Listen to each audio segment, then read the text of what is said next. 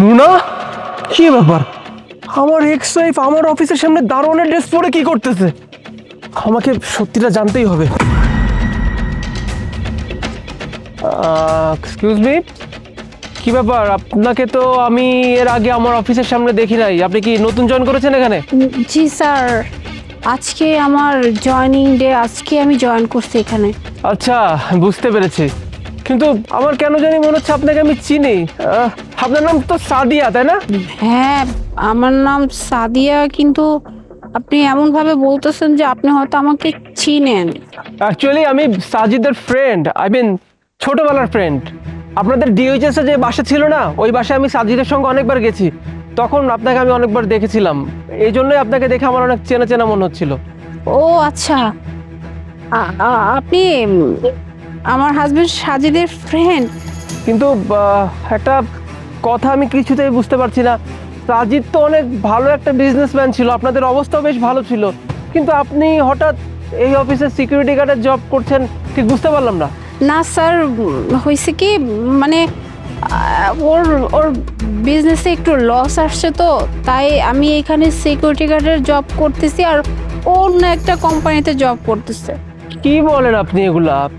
যত যাই হোক, তাই বললো আপনি সিকিউরিটি গার্ডের জব করবেন এখানে, আবার সাজিদ অন্য কোম্পানিতে, ঠিক বুঝতে পারলাম না। একটু খুলে বলবেন আমাকে? আসলে স্যার,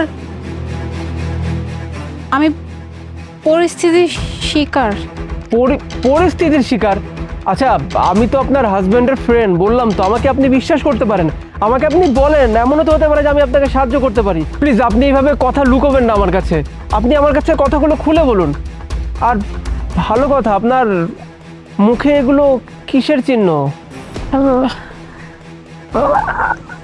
ওই যে আজকে আমি ওয়াশরুমে না সকালবেলা পড়ে গেছিলাম, এই পড়ে গিয়ে হচ্ছে আমি এখানে এখানে ব্যথা পাইছি।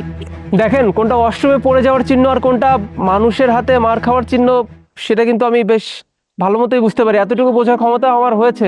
আপনি কিন্তু আমার কাছে বড় বড় কথা লুকিয়ে চলেছেন। আমি আবারও আপনাকে বলছি, আপনি আমাকে খুলে বলতে পারেন। আমার সাথে যা কিছু হইতেছে সব কিছু পাপের ফল। পাপ? পাপের ফল মানে ঠিক বুঝতে পারলাম না। কিসের পাপের ফলের কথা বলছেন আপনি? স্যার, আপনার বন্ধু সাজিদ, আমার হাজবেন্ড, আমি আমি ওর সাথে অনেক বড় অন্যায় করছি। ওর সাথে আমি চিট করছি। ওর ব্যবসায় হঠাৎ করে লস হইতেছিল, আর আমার কাছে তখন মনে হয়েছে যে আমি হয়তো ওর সাথে ভালো থাকতে পারবো না। তখনই একটা ছেলে আমার জীবনে আসে, আর আমার কাছে মনে হয় ওই ছেলেটা আমাকে অনেক ভালোবাসে, অনেক ভালো রাখবে। তাই আমি আমি আমার হাজবেন্ডকে ওই সময় ছেড়ে আমি ওই ছেলেটার সাথে পালায়ে যাই। ওই ছেলেটাকে ভালোবেসে আমি আমি বিয়ে করি। তো খুব ভালো কথা তো। এখন তো আপনার সুখেই থাকার কথা, তাই না? না স্যার, ভুলটা তো আসলে আমার ওখানেই। আমি সব থেকে বড় ভুল এইটাই করছি যে আমি আমার হাজবেন্ডকে আমি ওই বিপদের সময় ছেড়ে আমি নিজের সুখের জন্য, নিজের স্বার্থের জন্য আমি আর একটা ছেলের হাত ধরে পালাই গেছি, যে ছেলেটা কিনা আমাকে ভালোই বাসে না।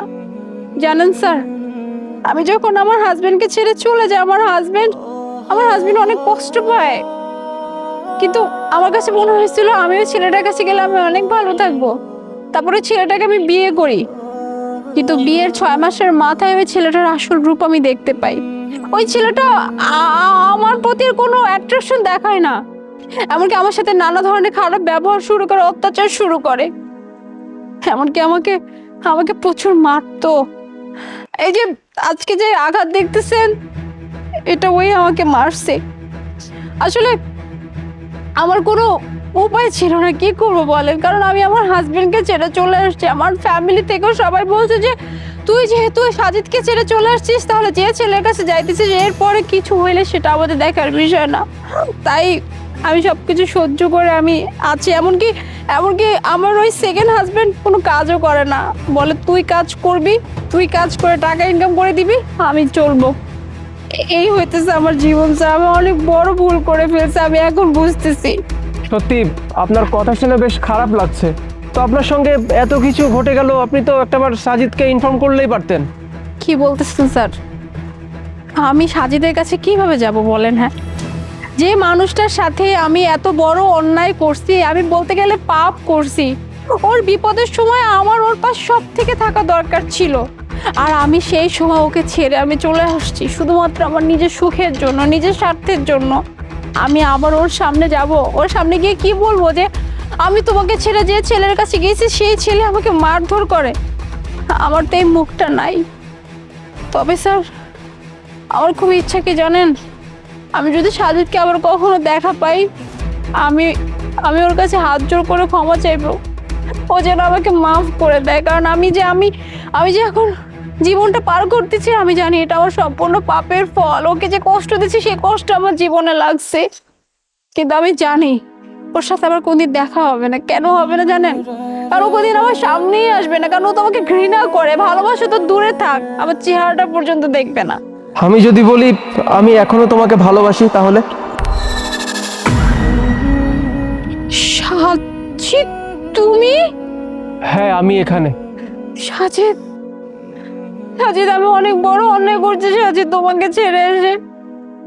আমি এখন বুঝতে পারতেছি আমি কি জীবন রেখে আমি কি জীবন চুজ করছি। দেখো, আমি আমি এখানে দারোয়ানের কাজ করতেছি, আমাকে কি পরিমাণ মারছে, আর অথচ তুমি তুমি কোনোদিন আমার গায়ে হাত পর্যন্ত তোলো নাই।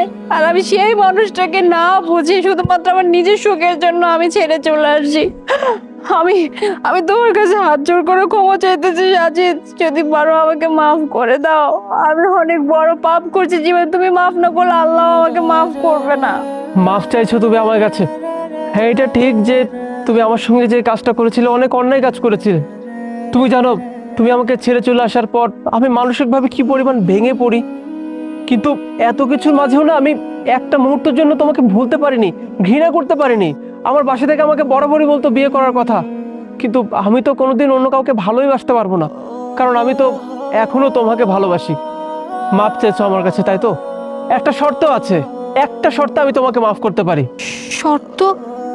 সাজিদ, তুমি আমাকে যে শর্ত দিবা আমি সেই শর্তে রাজি, সবকিছু করতে রাজি। তুমি জাস্ট আমাকে একটা বারের জন্য মাফ করে দাও। আমি এখনো তোমাকে অনেক ভালোবাসি সাদিয়া। আমি চাই তুমি আবার আমার জীবনে ফিরে এসো, আমি আবার তোমাকে বিয়ে করতে চাই। কি বললো তুমি? তোমাকে বিয়ে করতে হবে? সাজিদ, তুমি এগুলো কি বলতেছো?